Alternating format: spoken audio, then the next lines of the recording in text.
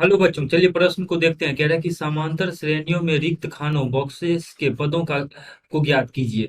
और यहाँ पे पहला पद 2 है, दूसरे में रिक्त स्थान है और तीसरा पद 26 है।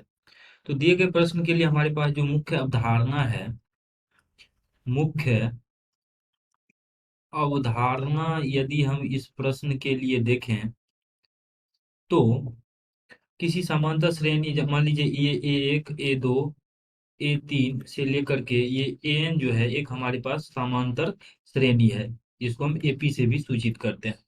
तो इसमें जो है दो क्रमागत पदों का जो अंतर होता है उसको हम सार अंतर बोलते हैं, अर्थात A2 - A1 जो है वह D होता है।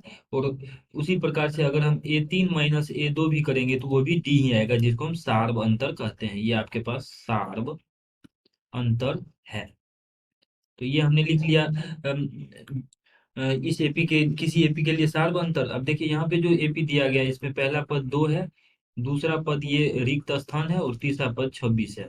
तो मान लेते हैं कि ये पहला पद A1 है, दूसरा A2 है और ये तीसरा आपके पास A3 है। तो यहाँ से अगर हम डी निकालना चाहें तो A2 - 1, इसको मान लेते हैं यहाँ पर x है। इस ये हम जानते नहीं तो इसको x मान लेते हैं। A2 - 1 अर्थात x - 2 आ जाएगा।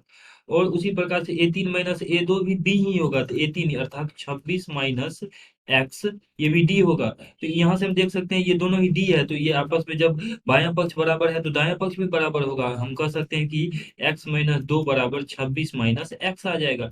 x को दाएं पक्ष से बाएं पक्ष में भेज लेंगे तो -x जोड़ x अर्थात 2x, यानी -x इधर आएगा तो +x बन जाएगा। तो x जोड़ x तो 2x बराबर इधर आ जाएगा ये 26 और प्लस में ये 2, क्योंकि -2 दाएं पक्ष में जाके +2 बन जाएगा। तो 2x का मान आ जाएगा 28 के बराबर। 2 से विभाजित कर देंगे दोनों तरफ तो 14 आ जाएगा। यही दिए गए प्रश्न का अभिष्ट उत्तर है। आशा करते हैं कि इस प्रश्न का हल आपको समझ में आया होगा। धन्यवाद।